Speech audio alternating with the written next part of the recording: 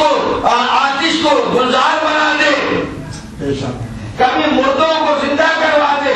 یہ تو ہے فاضل رسوت. اور جس کے لیے رسول کہے یا علی لاہنوں کا لاہمی داموں کا دمی جسموں کا جسمی.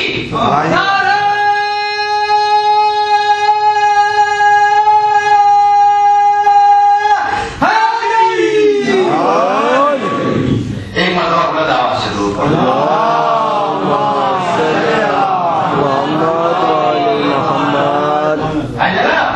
یہ تو فاضل نبوت تھی. اور جس کے لیے پیغمبر کہے کہ یا علی تیرا گوشت میرا گوشت، تیرا خون میرا خون، تیرا جسم میرا جسم. پسینے کا ایک قطرہ مردوں کو زندہ کرتا ہے. جو گھر میں کھا کے آتے ہو وہ بتاتا ہے. تو جو رسول کا خون ہوگا، جو رسول کا گوشت ہوگا. اور پھر یہ نہیں کہا کہ یا علی میرا خون تیرا خون ہے، یا علی میرا گوشت تیرا گوشت ہے.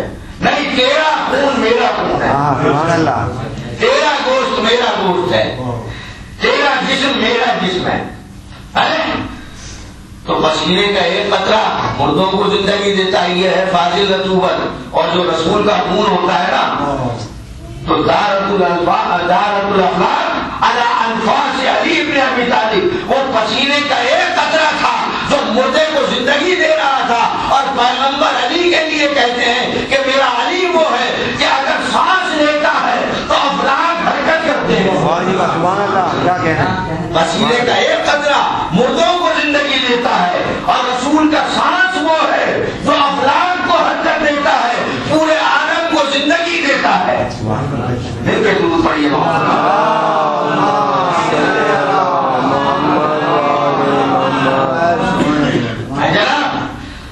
اب حضور والا انبیاء کو خلق کر دیا. اب جو دیکھ رہا تھا، جو اسے میں بن کر دکھا رہا تھا، اس نے کہا کہ اگر میں بھی رہا اور یہ بھی رہا تو دو ہو جائیں گے، ایک میں اور ایک میرا جیسا. اور میں کہہ رہا ہوں کہ میری مثل کوئی ہے ہی نہیں. لہذا کا مثل کہیں میری مثل کوئی ہے ہی نہیں. قل هو اللہ احد. تو آپ دو ہو جائیں گے، ایک میں ایک میرے جیسا. لہذا کیا کیا؟ آئینے کے اس نور کے دو ٹکڑے کر دیے.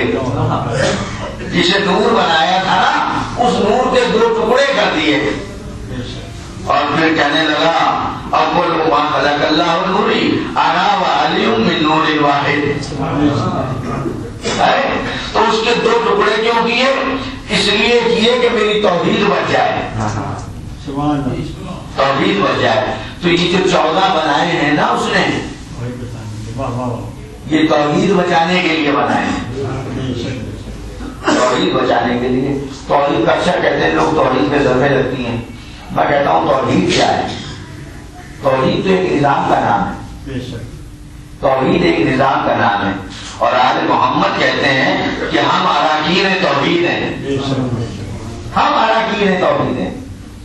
یعنی معلوم کیا ہوا بھائی؟ یہ توحید کو کہتے ہیں، یہ اراکین کسے کہتے ہیں، رکن کسے کہتے ہیں، ستون کو کہتے ہیں نا. یہی ہے نا، ستون کو کہا جاتا ہے نا رکن، جس پر بنیاد کھڑی ہو کسی چیز میں. معصوم کہہ رہے ہیں ہم 14 اراکین توحید ہیں. معلوم ہوا ہم 14 پر،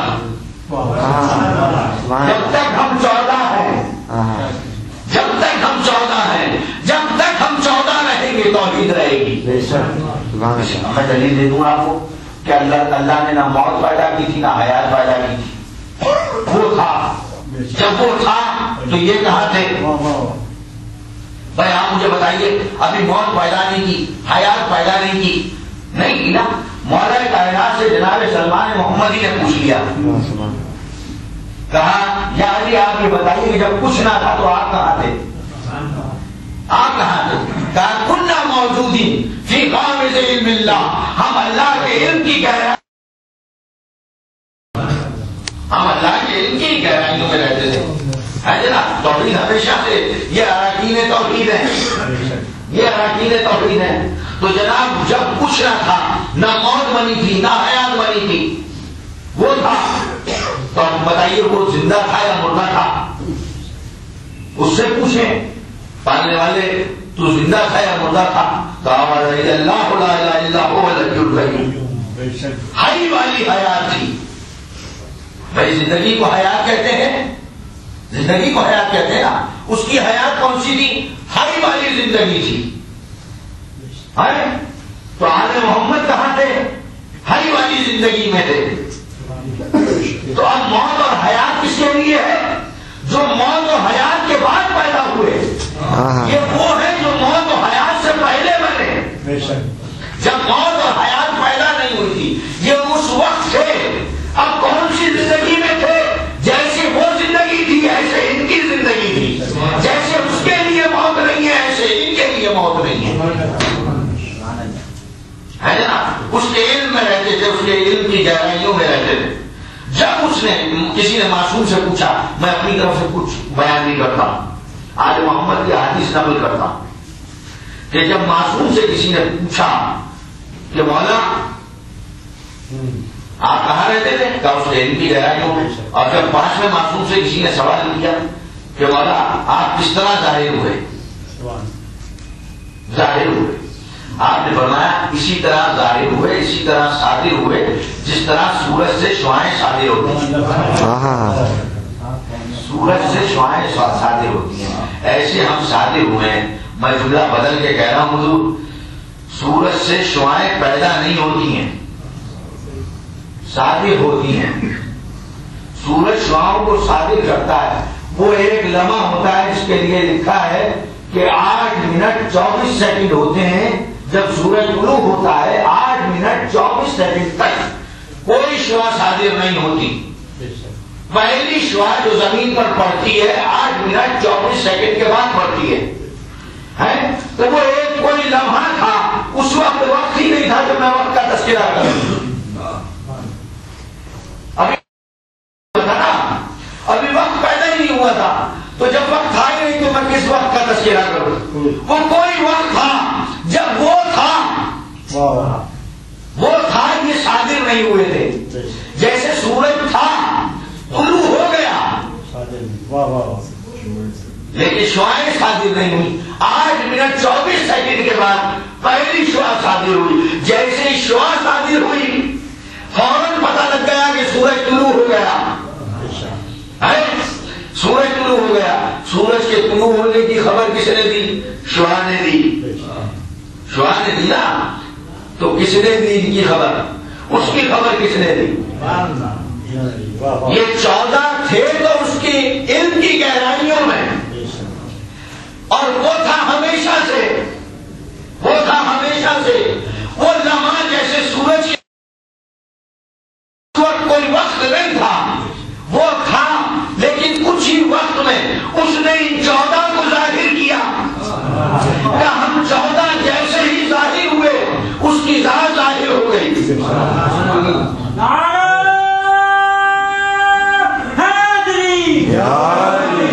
ہم 14 ظاہر ہو گئے. اب کیا کسی نے سورج کو دیکھا ہے؟ سورج کو کسی نے دیکھا ہے؟ سورج کی ٹکیا کو کسی نے نہیں دیکھا. اس کی شعاعوں نے اس کو چھپا رکھا ہے. اس کی شعاعوں نے، اس کی کرنوں نے اس کو چھپا رکھا ہے. آپ کی نگاہ ایسی نہیں ہے جو شعاعوں پہ ٹک سکے. تو سورج کو کہاں سے دیکھیں گے؟ سورج کو کہاں سے دیکھیں گے؟ شعاع کو دیکھ نہیں سکتے. جب شعاع نظر نہیں آ سکتی، اس پر نگاہ جم نہیں سکتی، تو سورج کو کہاں دیکھیں گے؟ اللہ نے بھی انتظام کیا ہے آل محمد کو پیدا کر کے کہ تم مجھے تو دیکھ نہیں سکتے. اب میں جملہ بدل کے کہہ رہا ہوں کہ بار بار آپ نے سنا کنت کنزا مخفیا، میں چھپا ہوا خزانہ تھا، میں نے چاہا کہ میں ظاہر ہو جاؤں، میں نے چاہا کہ اب یہ ہے کنت کنزا مخفیا، میں چھپا ہوا خزانہ تھا. اگر خفیہ ہوتا تو ہوتا میں چھپا ہوا خزانہ تھا. دیکھیں مسئلے کی بنا پہ نہ جانے جو بہت سے ترجمے اس انداز میں ہوئے ہیں. کنت کنزا مخفیا، میں چھپا ہوا. اگر خفیہ ہوتا تو ہوتا میں چھپا ہوا خزانہ تھا. یہ ہے مخفیہ، چھپایا گیا، چھپایا گیا خزانہ تھا. یعنی میں چھپایا گیا خزانہ تھا. کس نے چھپایا تھا؟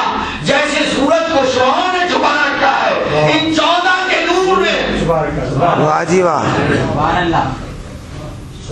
اس کو چھپا رکھا ہے، اس کو چھپا رکھا ہے. اور عزیزان محترم، جب تک سورج رہتا ہے شعائیں رہتی ہیں، جب تک سورج رہتا ہے شعائیں رہتی ہیں. جب سورج غروب ہو جاتا ہے شعائیں زمین پر نہیں رہ جاتی، مر نہیں جاتی ہیں، بلکہ بعد میں سورج کے اندر سمٹ جاتی ہیں، سمٹ جاتی ہیں. اس طرح آل محمد کا ہر فرد جس کا جو وقت معین تھا وہ دنیا میں ظاہر ہوتا رہا، اس کی توحید کو لے کر، توحید کو لے کر ظاہر ہوتا رہا. اور جب وہ وقت آیا تو واپس سورج میں جیسے شعاع سمٹ جاتی ہے وہ سمٹ گیا.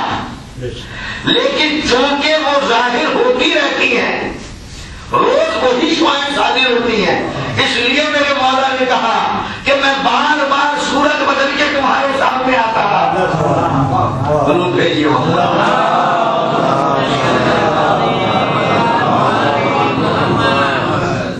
جناب.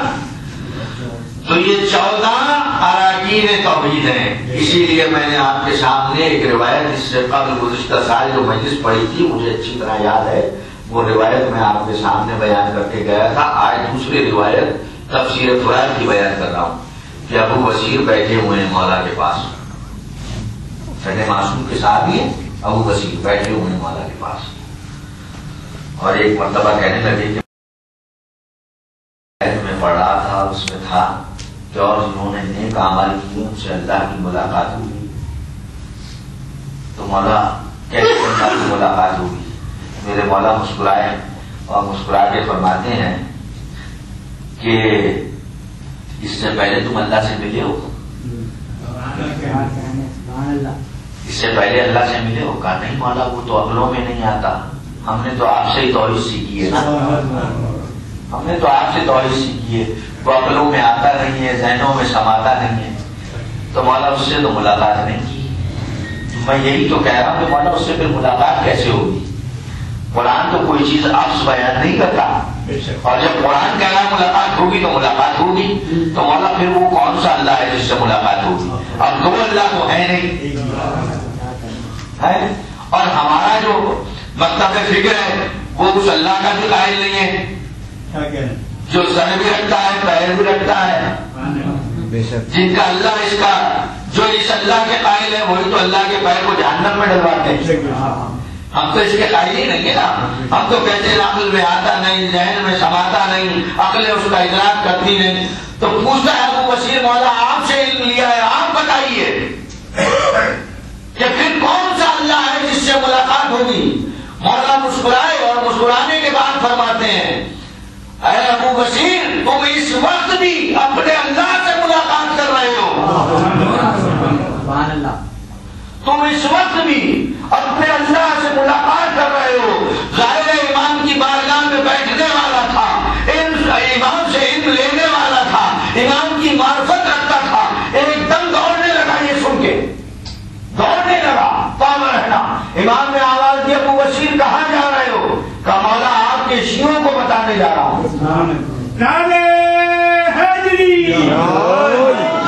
کہا مولا آپ کے شیعوں کو بتانے جا رہا ہوں. کہا ابو بصیر بیٹھ جاؤ، بیٹھ جاؤ، لوگ ان کی عقل ابھی وہاں تک نہیں پہنچی کہ ہمارا ادراک کر سکے. تمہیں لوگ جھٹلا دیں گے، لوگ تمہیں جھٹلا دیں گے. کیوں جھٹلا دیں گے؟ کہ لوگ یہ سمجھتے ہی نہیں ہیں کہ توحید کسے کہتے ہیں. ارے بھائی وہ ظاہر ہوا ہے اسم کے ذریعے، وہ اپنی صفات کے ذریعے ظاہر ہوا، اور یہ 14 اس کی صفت بن کر دنیا میں آئے. اور پچھلے سال جو میں نے روایت سنائی تھی وہ ابن منظر کی سنائی تھی کہ ابن منظر سے جب مولا نے فرمایا تو ابن منظر کہتے ہیں کہ مولا آپ کہ ہم ہیں کہ مولا کون سے اللہ سے ملاقات ہوگی؟ مولا نے فرمایا زیارت اللہ، زیارت اللہ. جس نے ہم 14 سے ملاقات کی اس نے اللہ سے ملاقات کی، اس نے اللہ سے ملاقات کی. کہنا مولا آپ کی زیارت تو روز کرتے ہیں. تو مولا مسکرائے مسکرا کر فرماتے ہیں کہ ابھی تو تم نے وہ چہرے ہمارے دیکھے ہیں جو ہم اپنا کر دنیا میں آئے ہیں، وہ چہرے تو تم نے دیکھے ہی نہیں ہیں جو پرکار بشیت میں تراشے ہیں. ہے نا؟ تو اس اللہ کو اگر اس کی معرفت حاصل کرنا ہے تو ان 14 کی معرفت حاصل کر. ان 14 کو جس نے پہچانا اس نے اس کو پہچانا, اس نے اپنی ذات کا مظہر ان 14 کو بنا دیا. یاد رکھیے اسی لیے ہر امام نے جب بھی کوئی معجزہ صادر ہوا امام سے, معجزے سے پہلے یا معجزہ دکھانے کے بعد سجدہ کیا. عائشہ کی جمعہ ہے, آج جناب معصومہ کی کہانی پڑھی جائے گی ہر گھر میں, ہوتا ہے عموماً گھروں میں جناب معصومہ کی کہانی پڑھی جاتی ہے, بڑا مشکل کچھ کا معجزہ پڑھا جاتا ہے. کیوں جناب؟ اس میں آپ نے دیکھا کہ اس میں لکھا ہوا ہے کہ جناب آپ یہودی کے مکان پر پہنچے, روشن ہو گیا اور خوشبو ایسی پھیلی کہ تمام مرد و زن بے ہوش ہو گئے, اور اس کے بعد سب کو ہوش آ گیا, دلہن کو ہوش نہ آیا. معصومہ نے پانی طلب کیا, وضو کیا, اور وضو کرنے کے بعد 2 رکعت نماز ادا کی اور ہاتھوں کو اٹھایا, اور جناب دلہن کلمہ شہادت پڑھتی ہوئی اٹھ بیٹھی. دلہن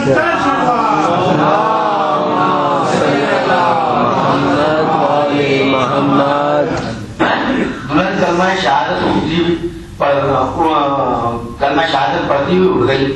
اب جناب میں حیران ہوا یہ پڑھ کر کہ وہ جو رسول کے پسینے کا ایک قطرہ ہے وہ مردے پر ہاتھ پھیر دے تو مردے کو زندگی مل جاتی ہے, یا رسول کا جو ٹکڑا ہے وہ پانی طلب کر رہا ہے. کیوں؟ یہ پانی اپنے لیے طلب نہیں کیا تھا, ان کو تو طہارت کاملہ کی منزل پر فائز تھی. یہ تو ہمیں اور آپ کو تعلیم دینا تھی, اور نماز اس لیے ادا کی تھی. اگر جناب معصومہ وہ ایک عورت تھی, اگر تمام زن و مرد یہود مر جاتے اور جناب معصومہ صرف لبوں کو جنبش دیتی, میرا ایمان یہ ہے کہ سب کے سب زندہ ہو جاتے. لیکن یہ نماز پڑھنا کیوں ہے؟ اس لیے ہے کہ کہیں ایسا نہ ہو کہ لوگ اس کی توحید کو چھوڑ کر ہماری پرستش کرنے لگے. لہذا اس کی طرف رہنمائی کرنے کے لیے, اس کی معرفت کروانے کے لیے وضو بھی کیا, نماز بھی ادا کی, کہ جن میں یہ قوت ہے کہ وہ مردے کو زندہ کر دے, وہ بھی کسی کی بارگاہ میں جھکتے ہیں. جب ہم یہ دیکھیں گے, یہودی یہ دیکھیں گے کہ ایک بیوی کے لبوں کو جنبش ہوئی تھی اور مردہ عورت زندہ ہو گئی تھی, تو جس نے جب اس عورت میں, اس بیوی نے یہ کمال ہے, اس معظمہ نے یہ کمال ہے, تو جو اس کا خالق ہے, یہ معظمہ جس کو سجدہ کر رہی ہے, وہ خالق کس کمال کی منزل پر ہوگا.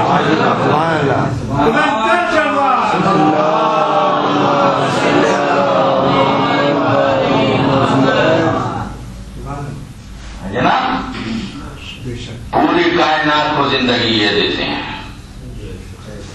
اور آپ کے لیے جملہ اب کہہ رہا ہوں کہ کسی نے آ کر امام محمد باقر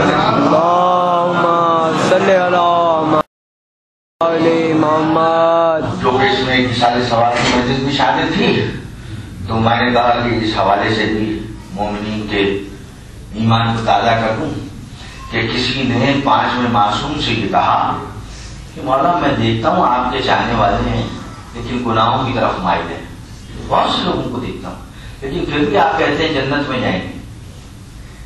امام نے کہا ہاں جنت میں جائیں گے. اس نے کہا مولا کیسے؟ کہا سورج نکلتے ہوئے دیکھا ہے؟ کہا دیکھا ہے. کہا سورج کی کرنیں کہاں جاتی ہیں؟ وہ مسجد میں بھی پڑتی ہیں, کچرے میں بھی پڑتی ہیں, پڑتی ہیں نا سب جگہ پڑتی ہیں. کہا جب غروب ہوتا کہاں جاتی ہیں؟ کہا اس کے اندر سے مر جاتی ہیں. کہا قسم خدا کی روز قیامت ہمارے شیعہ ہمارے اندر ایسے ہی سمٹ کے آ جائیں گے, ایسے ہی سمٹ کے آ جائیں گے. کیوں؟ اس لیے معصومین نے فرمایا کہ ہمارے جد مظلوم کی مجلس میں آیا کرو, رویا کرو. کہا جس کی آنکھ سے آنسو نکل جاتے ہیں اس پر جنت واجب ہے. میں حیران ہو گیا پڑھتے قرآن کہتا ہے وہ گناہگار جنت میں نہیں جائے گا. معصوم فرماتے ہیں جو رویا یا رلایا یا رونے جیسا منہ بنایا اس پر جنت واجب ہو گئی. معلوم ہوا کہ مجلس میں آئے, غم حسین میں بیٹھے, یہاں سے جب نکلے تو سارے گناہ اللہ معاف کر دیتا ہے. اب انسان کو کوشش یہ کرنا چاہیے یا گناہ نہ کرتا.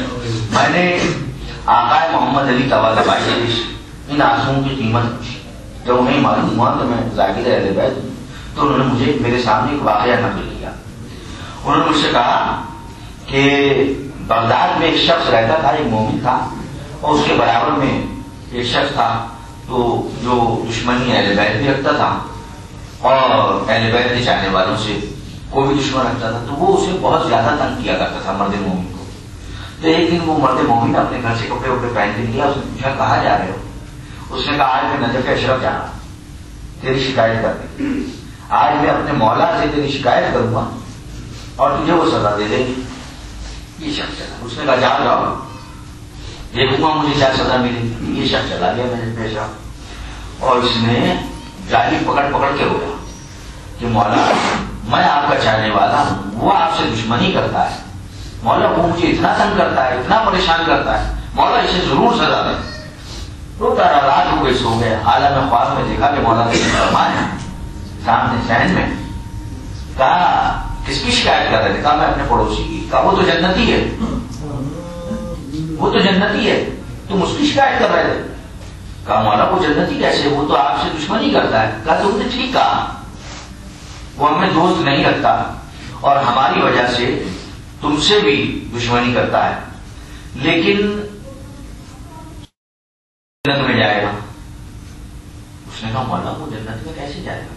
تو آج سے 20 سال پہلے یہ فرات پر کھڑا ہوا تھا, پانی بھرنے گیا تھا, لوگ پانی بھر رہے تھے.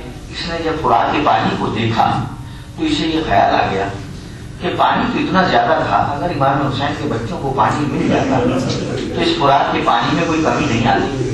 اجرکم اللہ. میں نے ابھی مسائل شروع نہیں کیے, لیکن بات خدا یہ امام حسین کا اعجاز ہے. کیسی پیاسوں کی پیاس تھی کہ آدمی رلا رہے تھے. کیا عزیزان محترم, وہ کہتا ہے کہ بس مولا فرماتے ہیں کہ یہ سوچ کر کہ اتنا پانی ہے, اگر تھوڑا سا مل جاتا تو فرات کے پانی میں کوئی کمی نہیں آتی. اس کی آنکھ سے تو آنسو نکل گئے. اور یہ دیکھو ہماری ہتھیلی پہ موتیوں کی طرح رکھے ہوئے ہیں, یہ ہم نے جنت کی قیمت قرار دیتے. یہ شخص واپس آیا. اس نے کہا کہ تم نے اپنے مولا سے شکایت کر دی, کیا ہوا میرا؟ اس نے کہا کہ میں نے اپنے مولا سے شکایت تمہاری ضرور کی تھی, لیکن میرے مولا نے کہا کہ تم جنتی ہو. اس نے کہا کہ تم تو یہ کہتے ہو کہ ہم جنت میں نہیں جائیں گے. اس نے کہا میں نے تو یہی کہا تھا, لیکن میرے مولا نے کہا کہ وہ جنت میں جائے گا اس لیے کہ اس نے 20 سال پہلے وہ فرات پر پانی بھر رہا تھا اور اسے ہمارے بچوں کی پیاس یاد آئی, اس کی آنکھ سے 2 آنسو نکلے, انہیں ہم نے موتی بنا کر رکھ دیا ہے اور میں نے اپنے مولا کے ہاتھ میں وہ 2 موتی دیکھے تھے. بس اس شخص نے یاد کرنا شروع کیا, اسے یاد آیا کہ میں 20 سال پہلے فرات پر کھڑا تھا اور مجھے امام حسین کے بچوں کی پیاس یاد آئی تھی. پر یہ سوچ کر ایک مرتبہ یہ دوڑا نجف کی طرف. اس نے کہا کہاں جا رہے ہو؟ کہا اس کی طرف جا رہا ہوں جس نے 2 آنسوؤں کو 20 سال سے سنبھال کے رکھا ہوا ہے. وہاں خدا آنسو بہتے رہے یا محمد سنبھالتے رہتے ہیں. کچھ نہیں چاہیے جناب معصومہ کو. جناب معصومہ کیا لینے آتی ہیں؟ آپ کے آنسو لینے کے لیے آتی ہیں. یہ آنسو مرہم زخموں کا امام حسین. بس عزیزوں, جب مدینے سے نکلے تھے نا, ماں کی قبر سے ودا ہوئے تھے, اماں میں جا رہا ہوں, قبر سے آواز آئی تھی حسین تنہا نہیں جاؤ گے, ماں ہر قدم پر تمہارے ساتھ ہوگی. قافلہ چل دیا تھا. مورخین نے ان تمام لوگوں کے نام تو لکھے جن کی فہرست امام حسین نے تیار کی تھی, لیکن ایک بیوی ایسی بھی چلی تھی جس کے بارے میں کسی کو خبر نہیں تھی. ایک مرتبہ شہزادی زینب نے بتایا نا کہ بھیا حسین کوئی بیوی ہے, کبھی میری سواری کے قریب آ جاتی ہے اور کبھی میں دیکھتی ہوں کہ آپ کے زلیخا کے قریب آ جاتی ہے. کہا بہن زینب پہچانا نہیں, وہاں فاطمہ لایا ہے. کہا بھیا جہاں کہیں بھی ہم خیال کرتے ہیں خیمے نصب ہوتے ہیں, وہ بیوی پس خیمہ جا کے بیٹھ جاتی ہے. میں ہمیشہ کسی بیوی کو چادر پہ مضبوط دیکھتی ہوں. عزیزوں اور خیمے نصب ہو گئے. ایک مرتبہ شہزادی جب خیمے میں بیٹھی گھبرا کر بلایا, کہا بھائی اماں بلدر نہ میرے بھیا کو بلا دے. جیسے ہی امام حسین آئے ایک مرتبہ گلے مل کر رونا شروع کیا. کہا بہن رونے کا سبب کیا؟ کہا بھیا جب سے زمین پر آ کر بیٹھی ہوں اس خیمے میں, پسے خیمہ سے کسی بیوی کے ساتھ خطاب کرنے کی کسی بیوی کے ساتھ خطاب کرنے کی آواز ہے.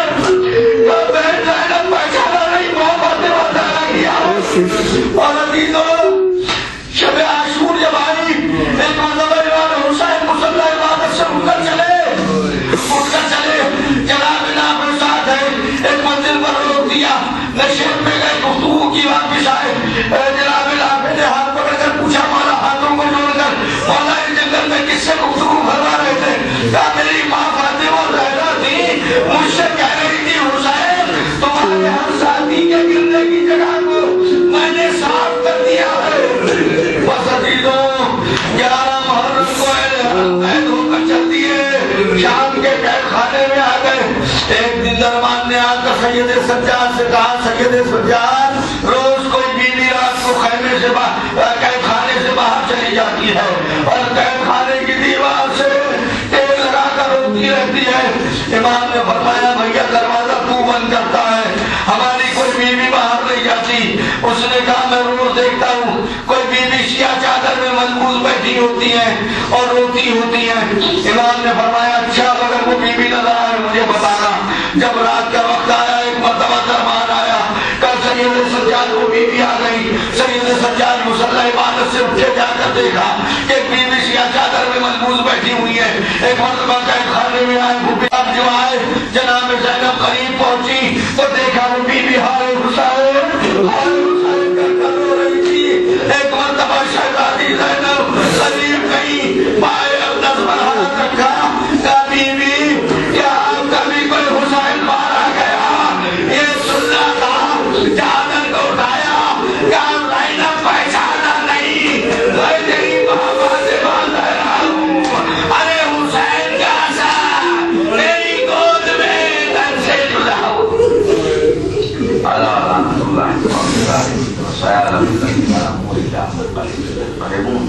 خدا بندہ اس عظیم عبادت کو اپنی بارگاہ میں قبول پالنے والے صاحب مجلس حاضرین مجلس کی دینی بنیادی حاجتوں کو پورا فرما.